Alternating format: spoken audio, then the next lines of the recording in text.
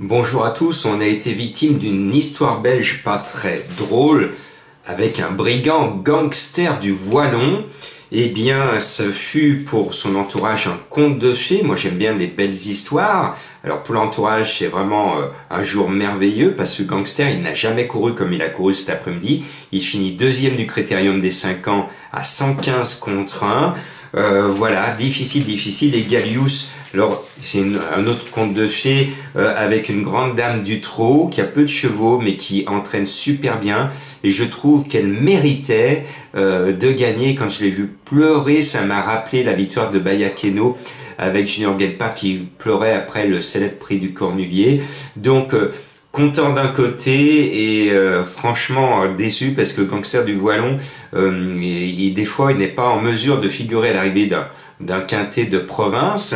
Où il avait figuré, on l'avait vu finir deuxième à Vichy. Bon, il était introuvable, mais bravo à son équipe.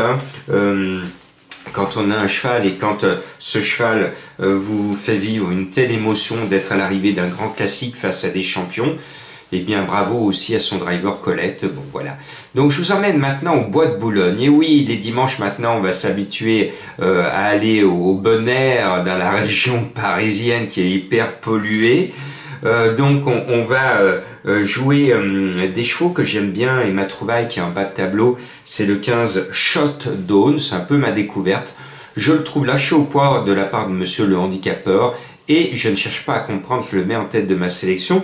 Et puis il y a un cheval qui n'était pas dans ma sélection et puis il y a une petite voix, vous savez que j'ai ce que j'appelle l'intuition, cette petite voix, et tout au long de la journée de ce samedi, alors que je connaissais à peu près mon prono, je n'avais pas mis le 14, et tout d'un coup, dans ma tête, la petite voix m'a dit « tu n'as pas mis l'aigle ». Alors l'aigle, ça me fait penser à cette plume où, souvenez, pour les vieux de la vieille comme moi qui suivaient tout petit la série de Zorro avec ces espions qui s'en prenaient à Zorro avec toujours ce mystère avec l'aigle qui se cachait qu'on ne voyait jamais mais qui était toujours dans les mauvais coups. Mais heureusement Zorro était là. Eh bien j'espère que Zorro va venir nous faire gagner des sous parce que cette semaine rien ne va plus comme on dit au casino, très dur. Je pensais que en septembre, après une période que j'avais dit au mois d'août, période difficile, mais la période difficile se poursuit en ce début septembre.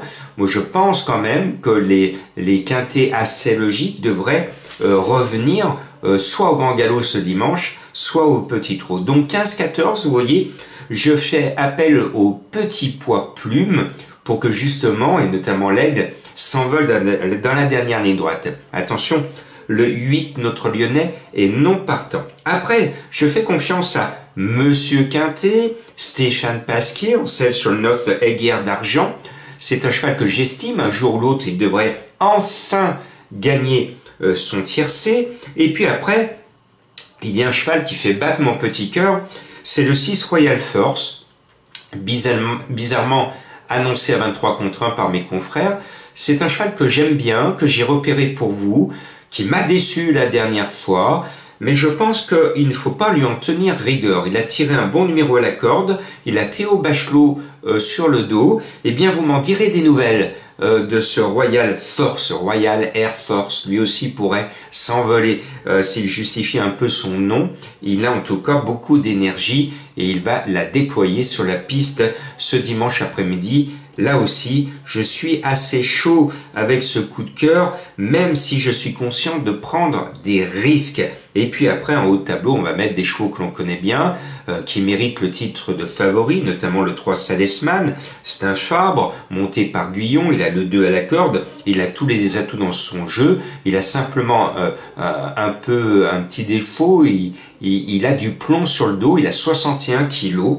Donc cela pèse lourd. Et puis le 4 Go to Hollywood, c'est mon chouchou, je le mets toujours. Il m'a déçu la dernière fois, mais précédemment, il m'a toujours donné raison. Et le coquin m'a dit Jean-Marc, je vais te rembourser, je vais être là ce dimanche. Donc les chevaux me parlent à l'oreille et donc je pense que mon Go to Hollywood va faire go dans la ligne droite et il va vous rembourser. J'y crois, je l'aime bien et il va faire quelque chose de très sympathique. Et puis Si vous êtes un fan de foot, l'As au King, vous allez le jouer. C'est la propriété du footballeur vedette français Griezmann. Et je vous l'avais dit, au printemps, j'étais chaud avec son cheval au King. Et il avait gagné son tiercé. Bon, depuis, il a été voir plus haut et puis il a démontré qu'il n'avait pas la pointure du plus haut. Donc, il faut qu'il reste dans cette catégorie. C'est pour ça qu'à 61,5 kg, il n'a pas intérêt de regagner parce que sinon, après, il sera barré au poids dans les quintés. Donc, je joue plutôt placé. Et puis, après, je termine avec le 500 Valentina, qui est le cheval de Madame Colombo. Elle a raison de me la donner. C'est Barzalona qui est dessus. Le cheval vient de faire 2 bulles, mais il faut le racheter parce que j'aime bien ce nouvel entraîneur que l'on voit cette année dans les quintés, c'est Brahms. Et si vous ne le jouez pas, après vous faites comme la biche le soir après l'arrivée du quintet, vous bramez au clair de lune tellement que vous êtes malheureux.